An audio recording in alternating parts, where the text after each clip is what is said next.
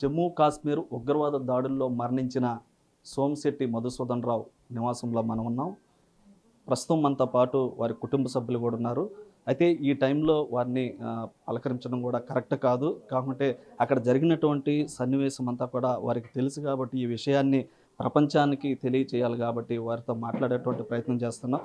Madam, sorry, ఏమనుకోబాకండి. ఈ టైంలో మిమ్మల్ని అడగడం కరెక్ట్ కాదు. కాకుంటే అసలు విషయం ఏం జరిగింది, అక్కడ ఎలాంటి సిచ్యువేషన్ ఉండింది, మీరు ఏ టైంలో అక్కడ ఉన్నారు, అసలు విషయం ఏంటి? మేము కిడ్స్కి ఎగ్జామ్స్ అయిపోయిన తర్వాత వెకేషన్కి అని చెప్పి వెళ్ళామండి, ఒక 5 days ట్రిప్కి. సో మేము ఫస్ట్ డే శ్రీనగర్లో ఉండి సెకండ్ డే పెహల్గామ్కి వెళ్ళాము. పోనీ రైడ్స్తో పైకి వెళ్ళాము. వెళ్ళి దాన్ని మినీ స్విట్జర్లాండ్ అంటారు. అక్కడికి వెళ్ళాము, లంచ్ చేసినాము. జస్ట్ లంచ్ చేసి నేను మా హస్బెండ్ జస్ట్ అలా బయట వచ్చినాము వ్యూ చూద్దామనేసి. వెంటనే బ్లాస్ట్లు వినిపించాయి. మేము పరిగెత్తే లోపలే ఇట్లా అంటే నేను చూస్తుండగానే కాల్ చేస్తూ ఉన్నారు పక్కన వాళ్ళని. వాళ్ళని చూసి నా పక్కన వాళ్ళు ఇట్లా నీల్ డౌన్ అయ్యారు, పడుకున్నారు. అంటే పరిగెత్తితే కాల్ చేస్తారేమోనని చెప్పి మేము పడుకున్నాము ఇద్దరం చేతులు పట్టుకొని. మా పిల్లలు వేరే దగ్గర ఉన్నారు. నేను ఎక్కడ మా పిల్లల కోసం పరిగెత్తి వెళ్ళిపోతాననేసి మా హస్బెండ్ నా చేయి పట్టుకొని పిల్లలు ఎక్కడికి పోరు, ఉంటారు అంటే మేము ఎక్కడ కాల్ చేస్తారన్న భయంతో ఉన్నాము.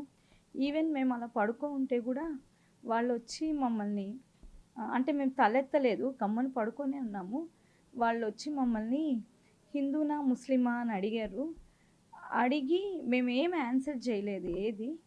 ఆన్సర్ చేసే లోపల నేను ఒక షార్ట్ విన్నాను. అది నేను ఎవరినో అనుకున్నాను, ఎందుకంటే వినిపిస్తూ ఉన్నాయి. కానీ నా డ్రెస్ అంతా తడిచిపోయింది. అప్పుడే నాకు అర్థమైంది. అప్పుడే నేను లేచి చూడగానే నేను అట్లా బ్లడ్ చూసి నేను ఇంకా చాలాసేపు ట్రై చేసినాను. కదలిపోయేసరికి ఇంకా కాలిస్తే కాల్చారని చెప్పేసి నేను రెస్క్యూ టీం ఏమన్నా ఉందేమో హెల్ప్ కోసమని పరిగెత్తాను బయటికి. అక్కడ రెస్క్యూ టీం కానీ అలాంటి ఏం లేవు. అది హిల్ అండి, పైన హార్సెస్తోనే వెళ్ళాలి. సో రెస్క్యూ టీం ఎవరు లేరు, సెక్యూరిటీ గార్డ్ కూడా లేరు అక్కడ. మాకు కనిపించలేదు. వాళ్ళు మిగతా వాళ్ళని ప్రొటెక్ట్ చేస్తున్నారో ఏమో మాకు తెలియదు. లేరు, కింద ఉన్నారు. కింద సిఆర్పిఎఫ్ బేస్ క్యాంప్, పైన ఎవ్వరూ లేరు.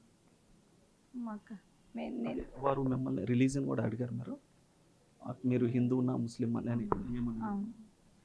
హిందూయే ముస్లిమే ఆ question. They didn't even wait for our answer. అంటే మీరు పారిపోతుంటే మిమ్మల్ని ఆపడం కానీ చూడడానికి మేము భయపడి సరెండర్ అయిపోయి మేము పడుకో ఉన్నాం కదండి. అంటే మేమేమనుకున్నామంటే పక్కన వాళ్ళు పడుకో ఉండేసరికి మేము కూడా పడుకుంటే మమ్మల్ని ఏం చేయరేమో అట్లా అనుకున్నాం. మీరు కూడా ధైర్యాన్ని తెచ్చుకొని, మీ వెనక పిల్లలు ఉన్నారు కాబట్టి వారి కోసంగా ధైర్యం తెచ్చుకొని, మీ వారు కళలు ఆశలు ఏవైతే ఉంటాయో వాటి కోసం కూడా మీరు ధైర్యం చేసుకొని ముందుకెళ్ళాలని మేము బిట్టివి తరపున కూడా కోరుకుంటా ఉన్నాం. మేడం, పాప, మీరున్నటువంటి ప్లేస్లో ఏం జరిగింది? మీరు అక్కడ ఆ టైంలో ఎక్కడున్నారు, ఆ సిచ్యువేషన్ ఎలా జరిగింది? నేను మా ఫ్యామిలీ ఫ్రెండ్స్ వెళ్ళాం కదండి. సో మేము ఆ హోటల్, నేను యాక్చువల్లీ వీళ్ళతోనే దగ్గరలో లేరు, నేను వీళ్ళతోనే ఉన్నాను. బట్ అప్పుడే వెళ్ళాను. సో వెళ్ళి ఆ షార్ట్స్ వినిపించేసరికి అందరు పరిగెత్తాము. నాతో ఎవరున్నారు కూడా తెలియదు. పరిగెత్తాము. ఆ హోటల్లో ఫ్యామిలీ ఫ్రెండ్స్ ఉండేసరికి మేము టేబుల్ కింద దాంకున్నాము. అప్పుడు వచ్చి తిట్టారు, ఇట్లా దాంకోకూడదు, బయటికి వెళ్ళండి, వెళ్ళిపోండి, వాళ్ళు వస్తారు అనేసరికి మేము ఇంకా పరిగెత్తాము. బయటికి వెళ్ళాము, అందరూ వెళ్ళిపోయారు. కానీ నేను, మై బ్రదర్ అండ్ మా అంకుల్ రండి అని పుల్ చేస్తున్నా కానీ మేము రావట్లేదు, ఎందుకంటే వీళ్ళిద్దరు రాలేదు కాబట్టి. సో మేము అక్కడే ఉన్నాము. విత్ ఇన్ 2 minutes అంతే ఆ గేట్ బయటే ఉన్నాము. మేము వీళ్ళు పుల్ చేస్తే రావట్లేదు. ఓన్లీ తిని ఒక్కటే వచ్చింది, మా నాన్న రాలేదు. అదే నేను స్వెటర్ కలర్ చూసి చెప్పాను, అద్దో అమ్మ వచ్చింది అని చూస్తే తిని ఒకటే వచ్చింది, మా నాన్న రాలేదు. మీరు మీ తమ్ముడు ఎక్కడెక్కడైనా దూరంగా ఉండడం జరిగింది? ఆ గేట్ బయటే ఉన్నామండి మేము. కొంచెం 10 feet డిస్టెన్స్ అంతే, అక్కడే ఉన్నాం. అప్పుడు కాల్పుల్ సౌండ్ అక్కడేం సౌండ్, ఇంకా అదే మాదే లాస్ట్ అనుకుంటా, ఇంకా దాని తర్వాత రాలేదు. మేడం, మీకు ముందు కాల్పులు నా ముందే కాలుస్తుండేసరికి నేను భయపడినాను. నా ముందే వేరే వాళ్ళని కాలుస్తున్నారు. వాళ్ళని అలా కాల్చకుండా ఓన్లీ గన్ షాట్స్ ఉంటే నేను పరిగెత్తి వెళ్ళిపోయిండేదాన్ని. వాళ్ళని చూసి భయపడిపోయాను. నేను కాలుస్తున్నప్పుడు చూసే భయపడిపోయాను. చివరిగా మీ మధుసూదన్ రావు మీతో ఏదన్నా ఆ టైంలో మీకు ధైర్యం మేము చేతులు పట్టుకుని నాకు కేవలం పిల్లలు బాగుంటారు అంటే నేను ఎక్కడ పిల్లల కోసం పరిగెడతాడని, Dattu will be fine, Medhu will be fine, దేవుడు కాపాడుతాడు, నువ్వు ఎక్కడికి వెళ్ళొద్దని నా చెయ్యి పట్టుకుంటూనే ఉన్నాడు. మా పిల్లల కోసం. మీరు ధైర్యాన్ని తెచ్చుకోవాలి, ఎందుకంటే పిల్లలు ఉన్నారు. అయితే ఇటు ఏదైతే ఈ యొక్క ఘటన కూడా ఎవరు కూడా తీర్చలేనటువంటి బాధని చూశారు కదా.